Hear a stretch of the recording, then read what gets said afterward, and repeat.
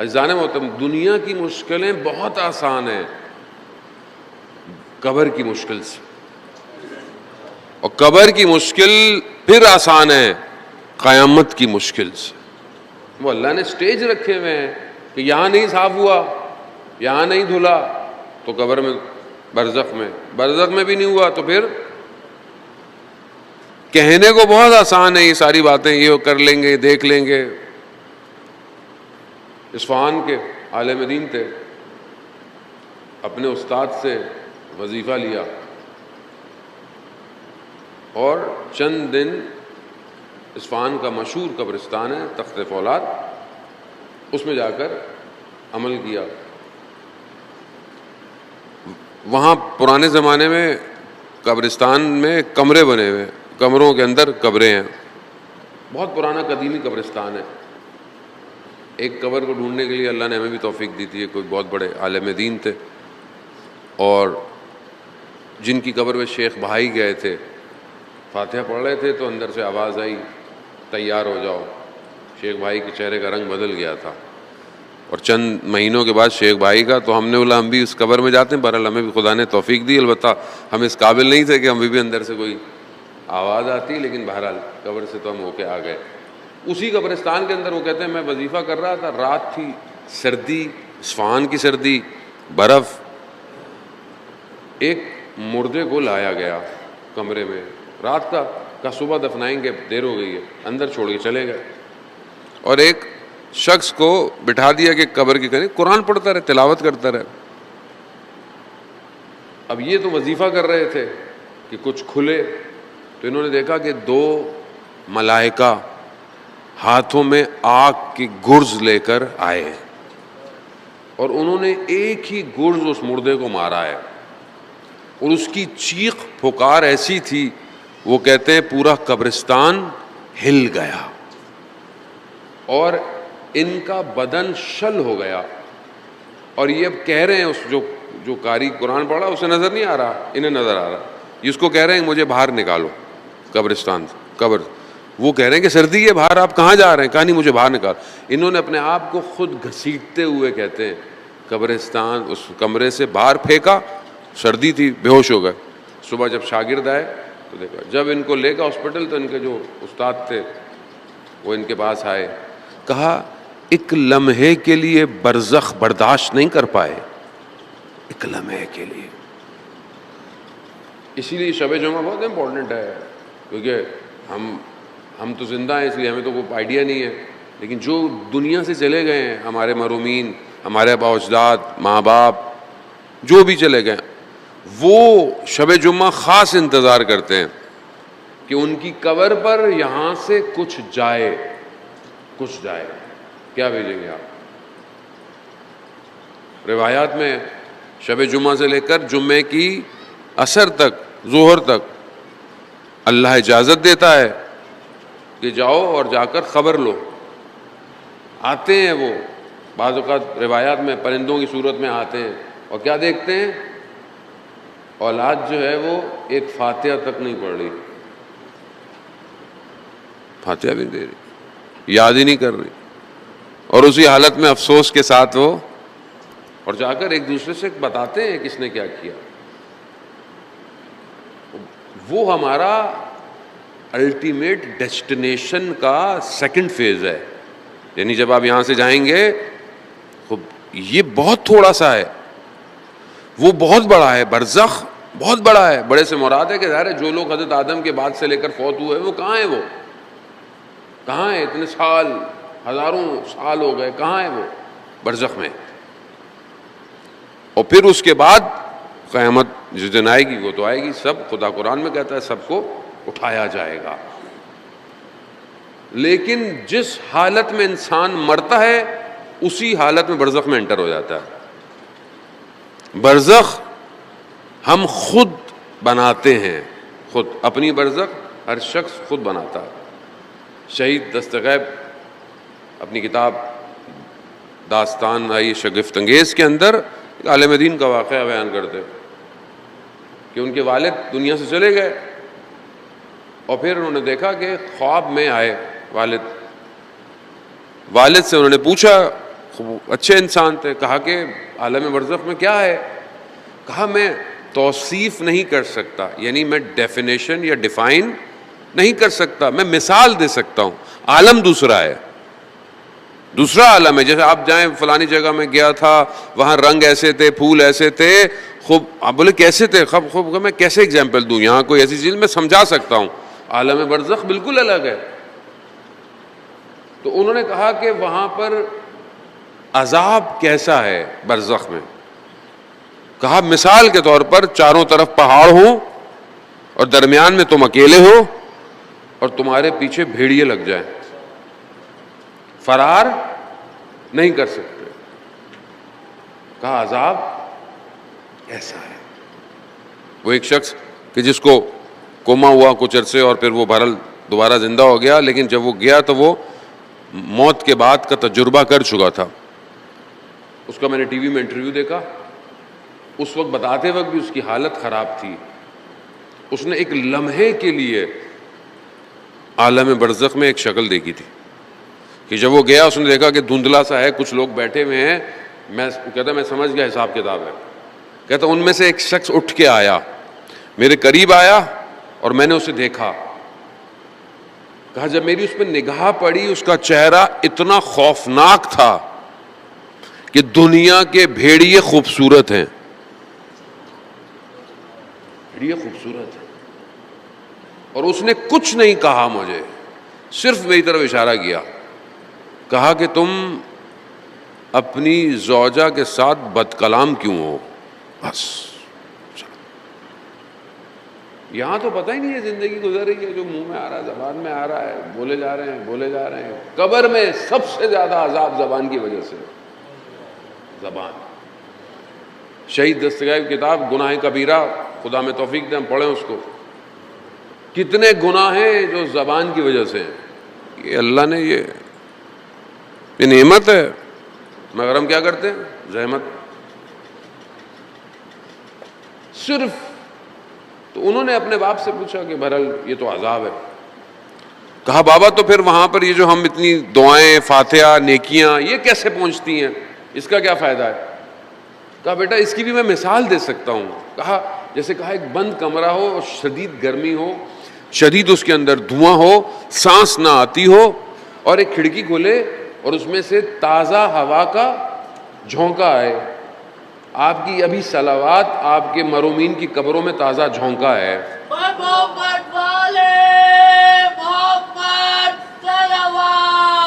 اللہم صلی علی محمد وآل محمد. یہ صلوات ابھی ریئل ٹائم میں, ہمارے ہاں انٹرنیٹ کا ریئل ٹائم تو یاد ہے ہمیں, 1 سیکنڈ کے ڈیلے سے ویڈیو جاتی ہے 500. یہ اللہ کے ریئل ٹائم ہے. اسی ریئل ٹائم میں مرحومین کی قبر میں یہ تازہ جھونکا گیا ہے. شب جمعہ ایسا نا, وہ تو پریکٹیکل ہے, یہ سب روایات ہیں. پھر انہوں نے دیکھا کہ ان کے باپ کے ہونٹوں پہ نشان ہے, زخم. کہا بابا یہ زخم کیسے ہیں؟ کہا بیٹا میں آپ کی والدہ کو کچھ ایسے الفاظ سے پھکارتا تھا جس سے وہ اذیت ہوتی تھیں, لیکن میرا بڑا ہونے کی وجہ سے کچھ کہتی نہیں تھی, لیکن اندر تکلیف. کہا یہ اس کی وجہ سے میرے ہونٹوں پہ اور قیامت تک رہیں گے. کہا میں بابا کچھ کر سکتا ہوں؟ کہا اپنی والدہ سے کہیں اگر وہ مجھے معاف کر دے. اللہ اکبر. یہاں زوم, خدا کے کیمرہ بہت چھوڑتا نہیں, کس چیز کو نہیں چھوڑے گا, اپنا حق چھوڑ دے گا, لوگوں کا حق نہیں چھوڑے گا. اسی لیے ہمیں یہ ٹیمپریری. آپ یہاں تھوڑی دیر مجلس پہ آتے ہیں, ہو سکتا ہے آپ کو تکلیف ہوتی ہو, تھوڑا روڈ خراب ہے, جھٹکے کھا رہے ہیں, آپ کہتے ہیں کوئی بات نہیں, 1-2 گھنٹے کی تو مجلس ہے, کچھ دن تو ہے, میں بیٹھنے کی جگہ صحیح نہیں ہو سکتا ہے. آپ کہتے ہیں کوئی مسئلہ نہیں, تھوڑی دیر کے لیے. یہ پوری زندگی تھوڑی دیر کی ہے اور ہم اسی میں رک گئے آگے, اس سے ہی آگے نہیں بڑھ رہے اور اپنے آپ کو بنانے میں لگے ہوئے ہیں. ہاں بنائیں, لیکن ایسا بنائیں کہ آخرت میں کامیابی ہو نا. ظاہری دنیا میں کیسی کامیابی؟ محنت کریں, پڑھیں, یہ نہ ہو کہ کل سے کام کرنا چھوڑ دیں, نہ کریں, سب کریں, لیکن آپ کی زندگی کا راستہ قیامت کی طرف ہو. آپ کا اٹھنا, آپ کا بیٹھنا, آپ کا اخلاق سب عزیزان محترم. وہ آج گفتگو جو بہرحال میں تھوڑی دیر کے لیے آپ کی خدمت میں پیش کرنی ہے کہ وہ کون سا ایک اور ایسا اصول ہے اہل بیت علیہ الصلوۃ والسلام کی زندگی میں کہ جو ہمارے اخلاق کو اچھا کر سکتا ہے. رسول خدا حضرت محمد مصطفیٰ صلی اللہ علیہ وسلم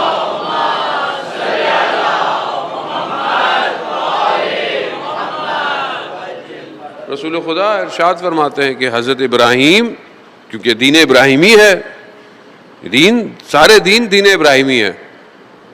کیوں؟ کیونکہ حضرت ابراہیم کی اولاد حضرت اسماعیل, حضرت اسحاق, پھر حضرت اسحاق کی اولاد سے پھر حضرت یعقوب, اور پھر آگے سلسلہ سارا, وہ پورا انبیاؤں کا ایک چیپٹر. اور ادھر حضرت اسماعیل کی اولاد, اور پھر درمیان میں نبی کوئی نہیں آیا لیکن توحید پرست سارے تھے, اور اس کے بعد آخری رسول کی.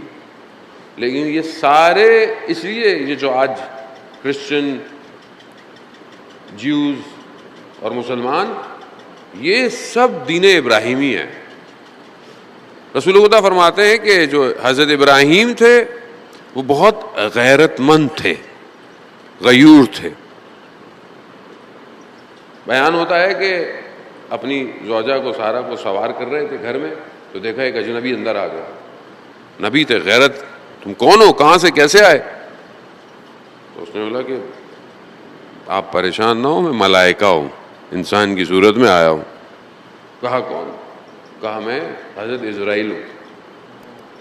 تو حضرت ابراہیم سمجھے کہ حضرت اسرائیل آئے, تو کہا انا للہ و انا الیہ راجعون. کہا نہیں, میں آپ کی جان لینے نہیں آیا. ویسے خدا حضرت جبرائیل کو بھیجتے ہیں کیونکہ وہ سید الملائکہ ہیں, لیکن ابھی ایک پیغام کے لیے مجھے بھیجا ہے کہ اللہ نے آپ کو اپنا خلیل انتخاب کیا ہے, دوست انتخاب کیا ہے. حضرت ابراہیم رسول خدا فرماتے ہیں کہ حضرت ابراہیم غیرت مند تھے, غیور تھے, اور میں ان سے بھی زیادہ غیرت مند ہوں. اخلاق کو معاشرے کے بہتر کرنے کی جو فیکٹر ہے وہ کیا ہے؟ غیرت. غیرت, غیرت کس چیز سے؟ تغیر سے, یعنی چینجنگ. کوئی واقعہ ہو, حادثہ ہو, غیرت جاگ گئی. کیا چیز ہے جو جاگ جاتی ہے؟ کہاں سے جاگ جاتی ہے؟ سو رہی ہوتی ہے, غیرت آ گئی. غیرت تھی, غیرت مند تھا, یوں مار دیا اس نے. ہمارے یہاں غیرت کے کیا معنی ہے؟ غیرت مند تھا, اس نے فلانے کو گولی مار دی. غیرت مند تھا, اپنی بیٹی کو مار دیا. یہ کون سی غیرت ہے؟ بڑے معاشرہ اس کو غیرت ہے. غیرت کئی معنوں میں. خوب ایک غیرت آپ کی ذاتی ہے, اطراف ہے, گھر ہے. ایک غیرت کا تعلق آپ کے قوم سے, قوم کی غیرت, ملک کے لیے غیور ہونا, غیرت مند ہونا. دشمن کیا کر رہا ہے آپ کے ساتھ؟ غیرت ضروری ہے. اسی غیرت کو جو انسان میں عکس العمل پیدا کرتی ہے, یہی آج لاسٹ ہو گئی. لاسٹ غیرت نہیں ہے معاشرے کے اندر. آپ دیکھ لیں, آئیں قرآن کی طرف. قرآن کیسے غیرتوں کا قصہ سنا رہا ہے. کیسی غیرت. حضرت موسیٰ علیہ السلام اللہ کے نبی ہیں, قصہ آپ نے سنا ہوا. جب ان کو شہر سے باہر نکل گئے تھے, چلے گئے, کچھ نہیں تھا, تو ایک جگہ لوگ پانی بھر رہے تھے, تو دیکھا دو خواتین کنارے پہ کھڑی ہوئی ہیں, پانی نہیں بھر رہی. کون ہیں؟ نبی کی بیٹیاں ہیں. جنہوں نے پوچھا, انہوں نے کہا کہ مرد ہیں, تو انہوں نے کہا میں بھر دیتا ہوں. انہوں نے پانی بھر دیا, طاقتور تھے. پھر کہا کہ میں لے بھی چلتا ہوں. ان کہا کہ ہمارے گھر چلے. ان کہا ٹھیک ہے. اب جو گھر لے کے جائے گا وہ آگے آگے چلے گا, جس کو نہیں پتا وہ پیچھے چلے گا. مگر حضرت موسیٰ کی غیرت. قرآن عزیزان محترم کیونکہ ہم نے میرے وہ یہ بات ہے نا، ہم تو مردے کے ثواب کے لیے پڑھتے ہیں. حضرت موسیٰ نے کہا کہ نہیں، میں آگے چلوں گا، آپ میرے پیچھے چلیے گا. رسول خدا کی حدیث ہے کسی بھی نامحرم خاتون کے پیچھے مت چلو، شیر کے پیچھے چلو، نامحرم خاتون کے پیچھے مت چلو. کہا میں آگے آگے چلوں گا، کہا جہاں مڑنا ہو وہاں پتھر پھینک دیجیے گا، میں اس طرف مڑ گیا. حضرت موسیٰ علیہ السلام. حضرت یوسف کا واقعہ قصہ آپ نے سنا ہے کس طرح حضرت یوسف کو. لیکن قرآن کی خوبصورتی کیسی ہے کہ ان واقعات کو بیان کرتے ہوئے کتنا ادب، کتنا احترام. کیوں؟ کیونکہ خدا خود غیرت کے تقاضے کو قائم رکھتا ہے. کس طرح اس واقعے کو بیان کیا ہے کہ انسان اس سے عفت حاصل کرتا ہے. زلیخا، پھر وہ خود مصر کی خواتین. کیا کہا حضرت یوسف نے جب سب پیچھے پڑ گئے؟ کیا کہا؟ کہا پروردگار اس سے بہتر ہے تو مجھے زندان میں ڈال دے. خود خدا کو کہا. غیرت یوسف. حیرت ہے. آیت اللہ جعفر مجتہدی تہرانی، جن کا میں پہلے بھی ذکر کیا کہ شاید آنے والے دنوں میں، بہت عجیب شخصیت تھی. یہاں آدمی سوچتا تھا، بولتا تھا، وہاں آ جاتے تھے. کہتے میں مسجد سہلا گیا. مسجد سہلا آپ جانتے ہیں، نجف، کوفہ، جہاں امام سے منسوب ہے، بڑے مقامات ہیں. کہ میں وہاں گیا، میں نے دیکھا کہ دو جوان اچھے لباس پہنے ہوئے لوٹ پھوٹ ہو رہے ہیں امام کے لیے، گریے، رو رہے ہیں. میں نے جا کے ان کو سمجھایا کیا کر رہے ہو، بس کافی ہے. باہر وہ سمجھے، باہر نکلے، مجھے پتہ ہی نہیں چلا. بڑی زبردستی گاڑی تھی، مجھے بھی بٹھایا اور لے گئے. کہا بغداد لے گئے. جوانوں کے لیے یہ بہت امپورٹنٹ ہے عزیزان محترم. مجھے لے گئے بغداد. مجھے ایک گھر میں، بہت اچھا تھا گھر تھا، اور باہر چلے گئے. اس گھر میں چند خواتین تھیں اور مجھے بند کر کے چلے گئے. اور وہ مجھے کہیں کہ ہمارے ساتھ نکاح کرو. میں چند ماہ وہاں رہا. روز زندہ ہوتا تھا، روز مرتا تھا. آسان نہیں ہے. یہاں تو ایک تصویر آ جائے تو صبر نہیں ہوتا. اڑتی ہوئی کوئی فرینڈ ریکویسٹ آ جائے، 6 مہینے ایسے نہیں آیا لوگ اس مقام پہ پہنچے ہیں. جانے ابن سیرین جو خواب کی تعبیر بتاتا تھا، مشہور تھا، خوبصورت تھا، بہانے سے کسی گھر میں گھسایا اس کو سامان لانے، بند کر دیا. کہا کہ غلط فعل انجام دو. کہا نہیں کروں گا، نہیں کروں گا. بھاگا چھت کی طرف اور چھت سے کود گیا. مرنے کا تھا، ٹوٹ جائیں گی ہڈیاں، لیکن دیکھا کہ کوئی ہاتھ آئے، انہوں نے اس کو روک لیا. خدا جو یوسف کے لیے 7 بند دروازے کھول سکتا ہے، وہی خدا آپ کے لیے، میرے لیے بھی بہت کچھ کر سکتا ہے.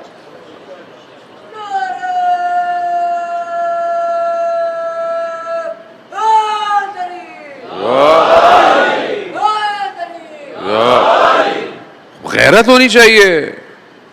آج معاشرے میں غیرت ختم ہو گئی ہے. آج مطلب باپ کے سامنے بیوی جو بیٹی بے حجاب ہے باہر گھوم رہی، شوہر کے ساتھ اس کی زوجہ باہر بے حجاب ہے. یہ غیرت مرد ہے. یہ اصل میں مرد کی اپنی غیرت ہوتی ہے جو نظر آ رہی ہے. غیرت ہی نہیں ہے، ختم ہو گئی ہے. وہ خود دوسروں کو دیکھ رہا ہے، دوسرے اس کی زوجہ کو دیکھ رہے ہیں. معاشرے میں غیرت ختم. محرم نامحرم فنش. ہاتھ ملانا، یہ کرنا. آپ سوسائٹی میں دیکھ لیں، آپ اوور آل سچویشن دیکھیں، آپ خلط ہو گیا ہے. مطلب پتہ ہی نہیں ہے حرام ہے. ابھی آپ کسی کو بولیں یہ نہیں کرنا، یہ کتنی مشکل ہوتی ہے ابھی بھی ہمیں یہ سمجھانے میں کہ بھائی کزن محرم نہیں ہے. اللہ نے تھوڑا سا پڑھ لو کون محرم ہے کون نامحرم ہے. نہیں. اور شیطان وہیں تو آگے خراب کرتا ہے سارا کمرہ. آج تو ممبر تو اجازت بھی نہیں دیتا مسائل بیان کرنے کا, اتنے برے حالات معاشرے میں. اور سب سے بڑا یہ ناسو یہ سوشل میڈیا ہے. اسی نے دیواریں چار دیواری کو گرا دیا ہے.